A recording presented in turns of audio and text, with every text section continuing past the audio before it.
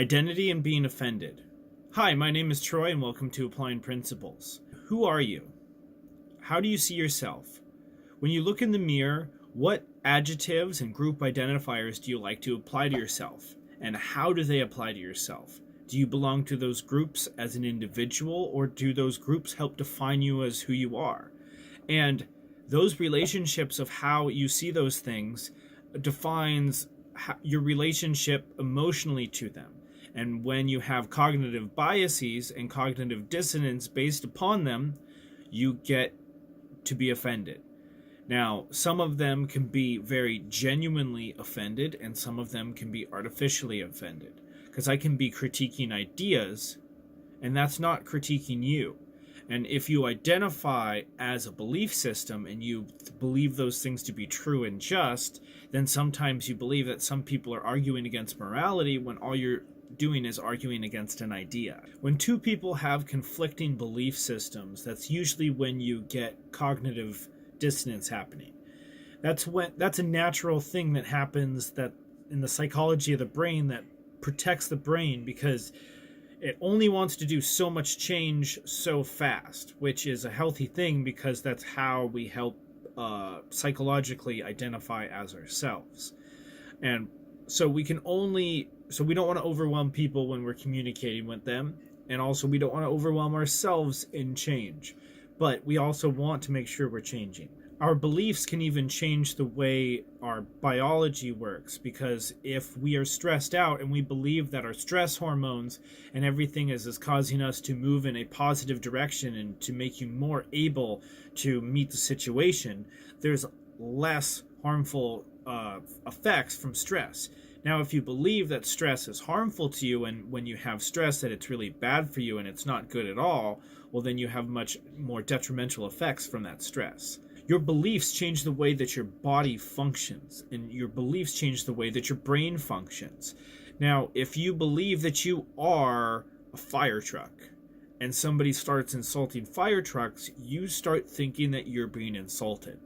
I know that's an obtuse analogy, but it goes with anything.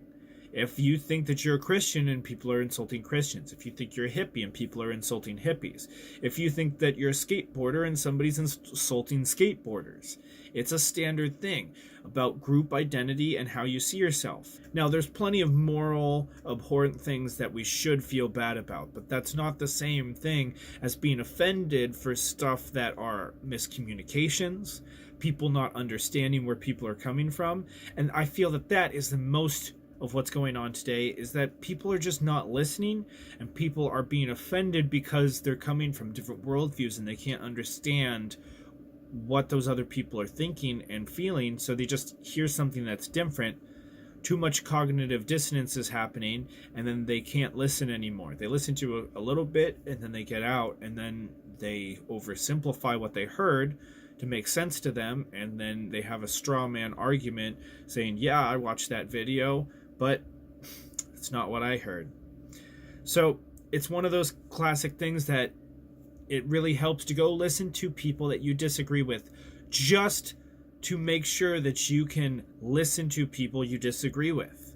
You don't even have to agree with them. I don't encourage you to agree with them, but you know that you can work on your cognitive dissonance so that you can actually listen to new ideas and not have your brain shut down on you.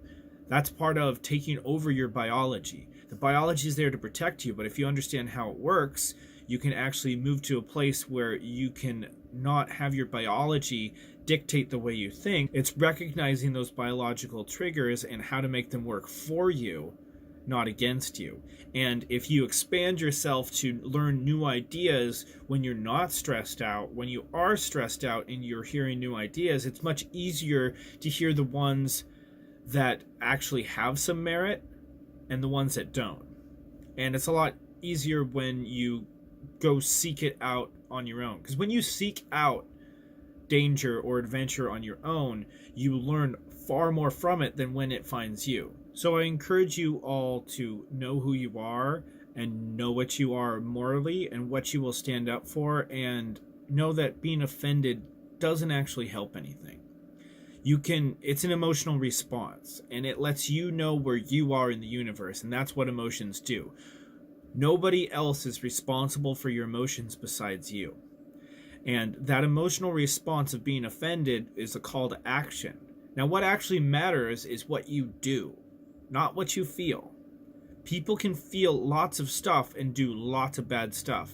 How you affect people and the actions you do to people is what's effective, not the feelings. So if we can have positive actions and actually build bridges by building communications, by breaking away our own cognitive dissonance, to be able to go listen to people that we disagree with and try to find some common ground. Because if we don't find common ground, we're going to be fighting forever. And I'm fucking tired of fighting. So please, let's do something better. Thanks for watching. My name's Troy. Please like and share. Have a great day.